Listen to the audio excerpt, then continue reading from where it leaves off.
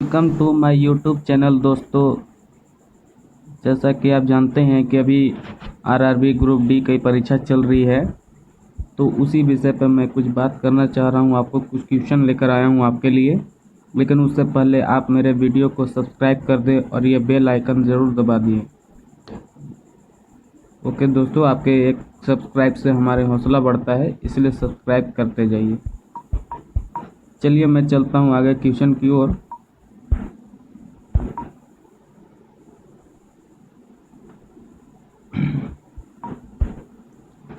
तो ये है हमारा आज का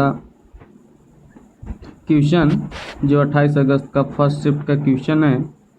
इसमें आपको बताया जाएगा कि किस टाइप का क्वेश्चन आ रहा है, जो हर एग्ज़ाम में किस टाइप का क्वेश्चन पूछा जा रहा है। तो ये 28 अगस्त का फर्स्ट शिफ्ट का मैं क्वेश्चन लेकर आया हूँ। चलिए अब शुरू करते हैं। पहला क्वेश्चन आपके सामने, जैसा कि आप देख रहे हैं कि यहाँ पर भारत का 61वां सॉफ्टवेयर टेक्नोलॉजी पार्क केंद्र कहाँ खोला गया है।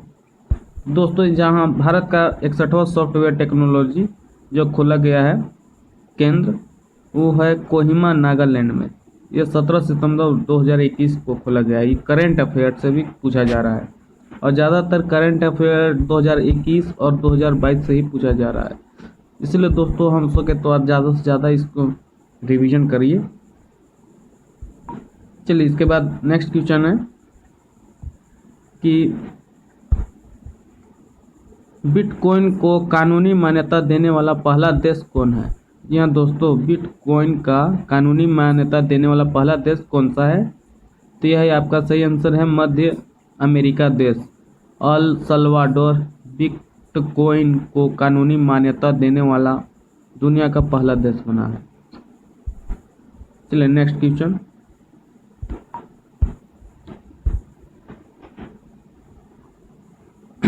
अब है आपका नेक्स्ट क्वेश्चन है कि 2021 में सूती कपड़े पर की जाने वाली तमिलनाडु की किस पेंटिंग को जीआई टैग मिला है। जी हाँ दोस्तों, 2021 में सूती कपड़े पर, तो यह है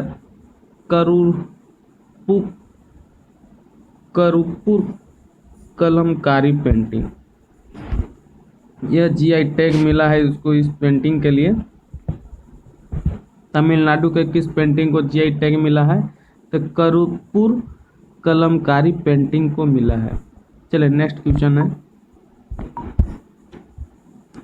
पंचवर्षीय योजना। जी हाँ दोस्तों, पंचवर्षीय योजना से भी क्वेश्चन पूछा जा रहा है। पंचवर्षीय योजना का प्रावधान किस देश के संविधान से लिया गया है। तो जैसा आप जानते हैं, इसका सही आंसर है रूस। चलिए नेक्स्ट क्वेश्चन तरफ।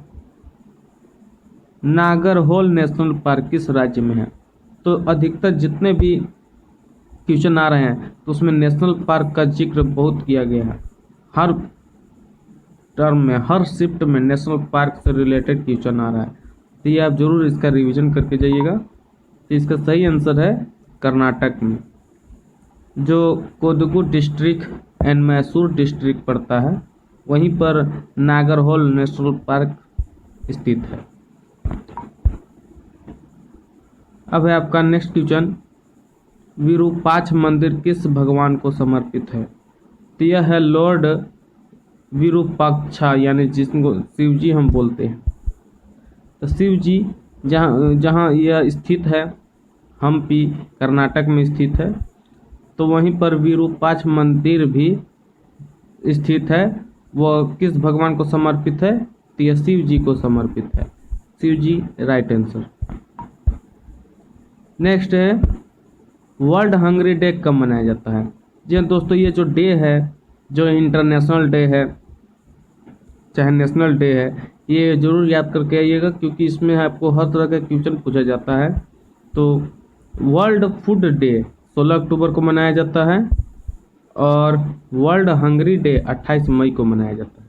तो इसमें आप जरूर कंफ्यूज मत होइएगा, जरूर इसको रिवीजन करके जाइएगा। डे से एक इम्पोर्टेंट क्वेश्चन है। अगला है कि ए.आर. रहमान को 2 ऑस्कर पुरस्कार कब मिले।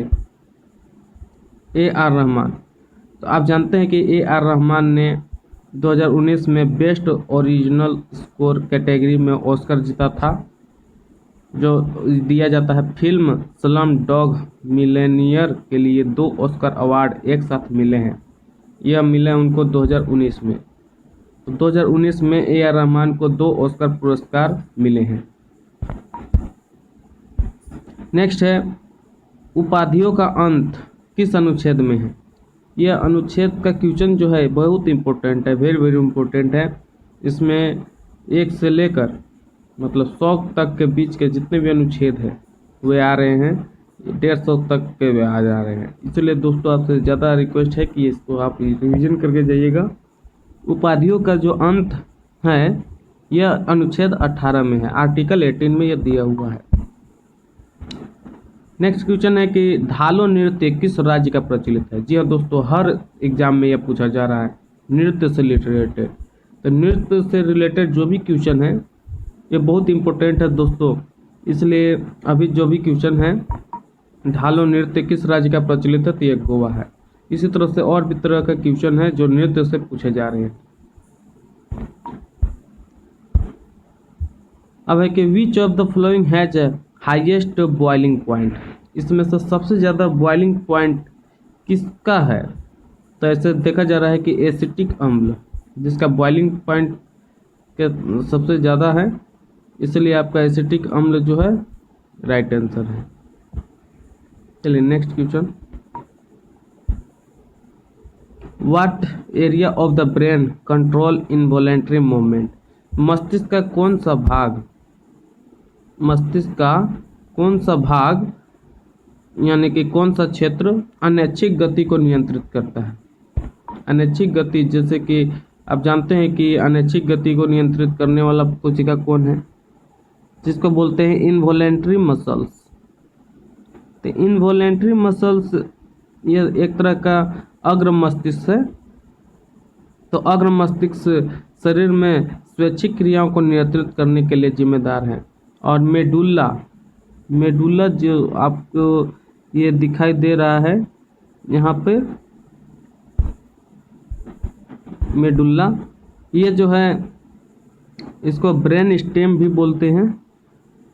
तो मेडुला यह जो है आपका मस्तिष्क का क्षेत्र मतलब अनिश्चित गति को नियंत्रित करता है। चलिए नेक्स्ट क्वेश्चन है कि राजस्थान के किस जिले में होली पर हाथी महोत्सव मनाया जाता है? ये दोस्तों होली पर हाथी महोत्सव मनाया जाता है, तो यह है जयपुर सिटी में। हाथी महोत्सव राजस्थान के जयपुर शहर में मनाया जाता है।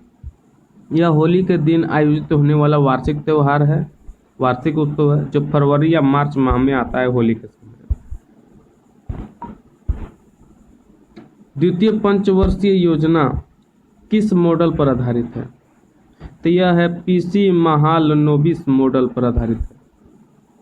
प्रथम पंचवर्षीय योजना हैरोल्ड डोमर मॉडल पर आधारित थी। इस तरह से आपको पंचवर्षीय योजना पर भी इम्पोर्टेंट क्वेश्चन है, ये याद करके जाइएगा दोस्तों। नेक्स्ट है कि इनमें से कौन सा दक्षिण एशिया देश के पास सबसे बड़ा सिस्टम है?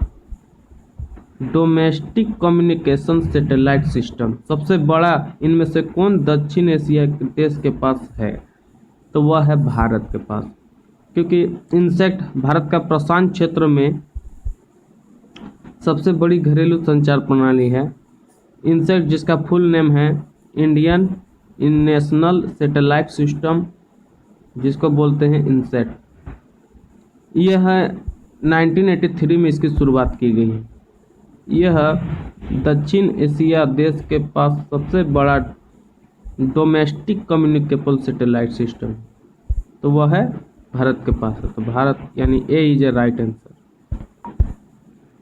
मतदाता दिवस कब मनाया जाता है? यह मनाया जाता है 25 जनवरी को, क्योंकि इसी दिन इलेक्शन कमीशन ऑफ इंडिया का गठन हुआ था।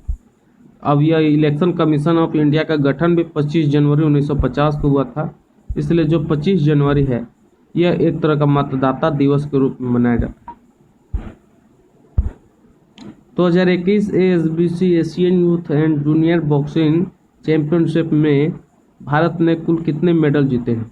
जी हाँ दोस्तों, यह करंट अफेयर है। हम आपको पहले ही बोल चुके हैं कि 2021 और 2022 से जो करंट अफेयर है ज़्यादातर पूछे जा रहे हैं। तो आपको ये पता जा रहा है कि 2021 में ASBC यानी Asian youth and junior boxing championship में भारत ने कुल कितने मेडल जीते हैं? तो यह 39 मेडल जीते हैं, जिसमें 14 गोल्ड मेडल हैं।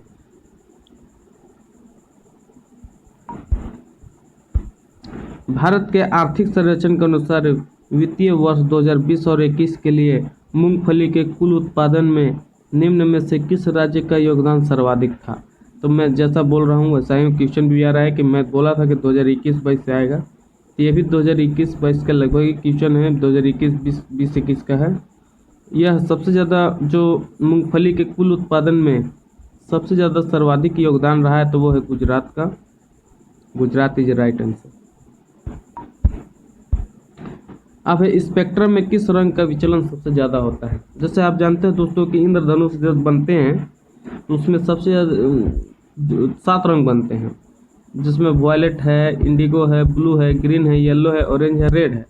लेकिन इसमें वॉयलेट जो रंग है उसका विचलन सबसे ज़्यादा होता है, जिसके कारण आकाश भी थोड़ा नीला दिखाई दे। मतलब कि स्पेक्ट्रम जो सबसे ज़्यादा होता है वॉयलेट का, इसके बाद होता है इंडिगो का, इसके बाद ब्लू का, इसके बाद ग्रीन का, अब येलो का, इसके बाद ऑरेंज का, सबसे कम होता है रेड। इसमें एक और क्वेश्चन है दोस्तों कि पौधे में गैसों का विसरण किसके द्वारा होता है? तो पत्तियों में जो छोटे छोटे छिद्र होते हैं, तो पत्तियों पर पाए जाने वाले रंध्रों से, यानी कि जो छोटे छोटे छिद्र होते हैं जिसको इंग्लिश में स्टोमेटा कहते हैं, जो पत्ती में छिद्रों को दिखाता है, तो ये स्टोमेटा जो है यहीं से जैसे गैसों का विसरण होता है। विश्व खुशहाली सूचकांक 2021 में कौन सा देश प्रथम है? जैसा कि दोस्तों हम जान रहे हैं कि अभी ये करंट अफेयर में से ही है, 2021 से है। हम आपको पहले ही बताए हैं कि 2021 और 22 से करंट अफेयर में पूछा जा रहा है। तो 2021 में भारत का रैंक था खुशहाली में वो 139, लेकिन अभी जो है भारत का रैंक कुछ में सुधार हुआ है, 2022 में 136वें स्थान पर है। और अभी फिनलैंड जो है 2021 में सबसे आगे था, और अभी फिनलैंड को लगातार 5वीं बार विश्व का सबसे खुशहाली देश घोषित किया गया है। इसके बाद दूसरा नंबर पर है डेनमार्क है। नेक्स्ट क्वेश्चन है आपके सामने कि कृषि कचरे से जैव ईंटों से बनी भारत की पहली इमारत का उद्घाटन किस IIT में किया गया है? सितंबर 2021 का क्वेश्चन है ये। सितंबर 2021 से लिया गया है ये करंट अफेयर। तो यह है IIT हैदराबाद से। तो जैव ईंटों से बनी भारत की पहली इमारत का उद्घाटन हैदराबाद IIT हैदराबाद में किया गया है। तो इस तरह से दोस्तों आपके सामने जो है सभी क्वेश्चन का जवाब देते हुए हमने आपको करंट अफेयर से जीके बताया। और मैं इसी तरह मेरे बेल आइकन को दबा दीजिएगा, सब्सक्राइब कर दीजिएगा, क्योंकि आपके सब्सक्राइब से हमारे हौसला बढ़ते हैं। और सब्सक्राइब करके बेल आइकन दबाइए, वीडियो को ज़्यादा से ज़्यादा शेयर करिए। तब तक के लिए जय हिंद दोस्तों।